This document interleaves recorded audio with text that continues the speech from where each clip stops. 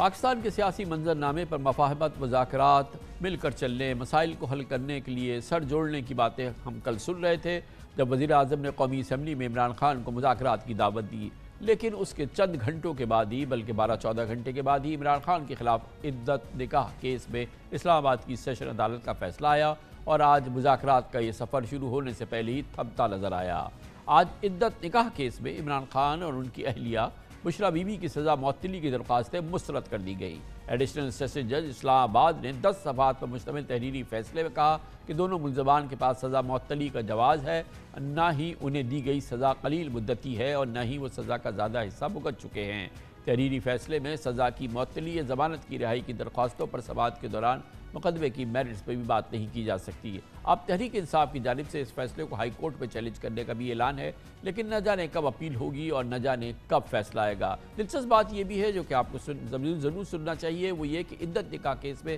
سزا کے خلاف مرکزی اپیلز پر سماعت سیشن کورٹ کے یہی جج صاحب جو ہے وہ 2 جولائی سے شروع کریں گے اور جس کا فیصلہ اسلام آباد ہائی کورٹ کے حکم کے مطابق 12 جولائی تک آ جانا ہے۔ اس سے قبل سائفر اور توشہ خانہ کیس میں سزا کا عدم اور معطل ہونے کے بعد عمران خان کی جیل سے رہائی کا کبھی امکان تھا، لیکن عمران خان کو نہ رہا ہونا تھا نہ وہ رہا ہوئے، اور حکومتی وزراء کے بیانات سے مستقبل قریب میں بھی ایسا ہوتا بالکل ممکن نظر نہیں آ رہا۔ لیگی رہنماؤں کی خواہش کے برعکس وزیر اعظم نے کل قومی اسمبلی میں عمران خان کو مذاکرات کی دعوت دی تھی، جسے پی ٹی آئی نے عمران خان کی رہائی سے مشروط کیا تھا، لیکن عدت کیس میں آج کے فیصلے کے بعد سیاسی استحکام کی امید ختم ہوتی نظر آئی ہے، جسے بحال کرنے کے لیے وزیر اعظم کو راہ ہموار کرنی ہوگی، اور اگر ایسا ہو جائے تو پی ٹی آئی کو بھی مثبت رد عمل دکھانا ہوگا۔ کل وزیر اعظم نے اس سلسلے میں ایک بہت عمدہ بات کی تھی۔ اس موضوع پر ہم بات کریں گے اور اس کے لیے ہمیں جوائن کر رہے ہیں پاکستان تحریک انصاف کے چوٹی کے رہنما اور سابق اسپیکر قومی اسمبلی محترم اسد قیصر۔ بہت بہت شکریہ اسد قیصر صاحب۔ یہ فرمائیے گا کہ کل شام سے لے کے اور ابھی تک اگر ہم 24 گھنٹے کی بات کریں تو کل جب پرائم منسٹر نے تقریر کی، ظاہر ہے جو ان کے الفاظ تھے، جو ان کا مکالمہ تھا، اس سے ہم جیسے عام پاکستانیوں کی یہ امید ہوئی کہ شاید کوئی بات چیت کی راہ نکلے، مگر اور اسی کے ساتھ ایک امید یہ تھی کہ آج عمران خان کی رہائی ہو جائے، سزا معطلی ہو جائے ان کی عدت کیس کے اندر۔ دونوں معاملات ایسا لگتا ہے کہ وہ ان غنچوں کی طرح سے ہیں جو بن کھلے مرجھا گئے۔ اب لگ نہیں رہا کہ فوری طور پہ کوئی یہ مذاکرات وغیرہ کی بات ہوگی، عمران خان کی رہائی بھی نہیں ہوگی۔ کل کی صورتحال اور آج کی صورتحال یکسر بدل گئی ہے، اس میں امید کی کرن ہم کہاں ڈھونڈ سکتے ہیں؟ شکریہ کامران خان صاحب، آپ کی بہت مہربانی، اور جو آپ نے اس اہم موضوع پہ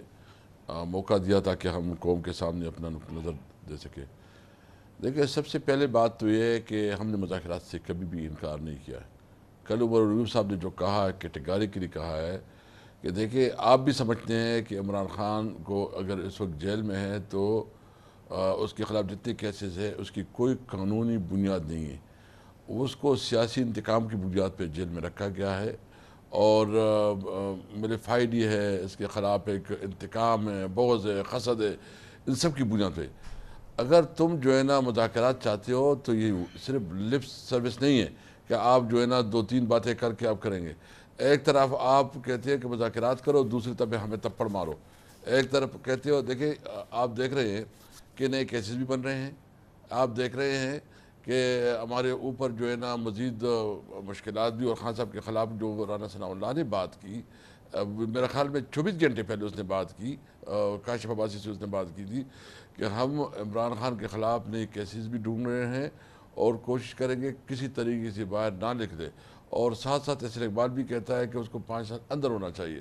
تو ہمیں اعتماد نہیں ہے، یہ صرف یہ قوم کو دکھانے کے لیے شہباز شریف اس قسم کی بات کرتا ہے، لیکن اس کا ارادہ کوئی نہیں ہے۔ سب سے پہلے آپ نے اگر مذاکرات کرنے تو اس کے لیے آپ نے ماحول بنانا ہوتا ہے، آپ نے جو ہمارے اسیران ہیں اس کو رہا کرنا ہوتا ہے، جو امپریشن پرسپشن بھی دینی ہوتی ہے نا، ایک گڈ جسٹر بھی دینا ہوتا ہے، تو کوئی وہ نہیں ہے، صرف لپ سروس ہے، ہمیں کوئی سنجیدگی نظر نہیں آ رہی، اس لیے ہم نے کیٹیگریکلی کہا۔ عمر عیوب صاحب نے تو یہ نہیں کہا کہ مذاکرات نہیں کرتا، اس نے کہا سب سے پہلے عمران خان کی رہائی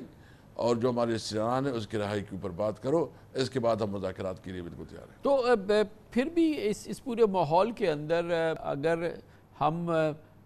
اس بیچ کی راہ کو دیکھیں تو اس کے لیے کانفیڈنس بلڈنگ میجرز کیا ہو سکتے ہیں اسد قیصر صاحب؟ کہ اگر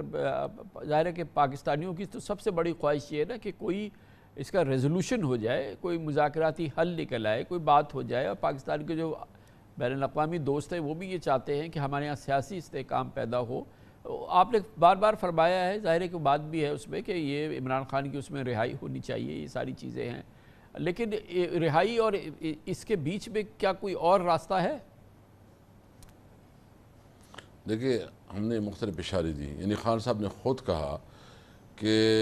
ایک طریقے سے آپ کا موقف ہے، ایک ہمارا جو الائنس ہے جس کا محمود اچکزئی صاحب سربراہ ہے، تو انہوں نے اتنی لچک دکھائی کہ اگر محمود صاحب اچکزئی کوئی انیشیٹو لیتے ہیں تو چونکہ وہ الائنس ہے اور اس کو ہم نہیں روکیں گے، ہماری پارٹی کا اپنا موقف ہے، ہم چاہتے ہیں، ہم سمجھتے ہیں کہ انہوں نے ہمارا مینڈیٹ چوری کیا ہے، انہوں نے ہمارے ساتھ جو ہے نا الیکشن میں فراڈ کیا ہے، انہوں نے عوام کا مینڈیٹ چوری کیا ہے، ہم اس کے ساتھ بات نہیں کرنا چاہتے، لیکن پھر بھی ایک خان صاحب نے ایک راستہ دکھایا ہے، اور اس لیے کہ جو اس وقت ملک پہ حالات ہے، ملک انارکی کی طرف بڑھ رہا ہے، پوری دنیا کی نظریں جو ہے نا پاکستان کے امن و امان کی طرف ہے، اور ایک نئی جنگ کی شروعات کے لیے تیاری ہو رہی ہے، تو اچکزئی صاحب کو یہ مطلب وہ خود ایک کوشش کر رہے ہیں، ابھی مجھے پتہ نہیں ہے کہ اس نے کوئی رابطہ کیا یا اس کے ساتھ کسی کا رابطہ ہوا ہے نہیں ہوا ہے،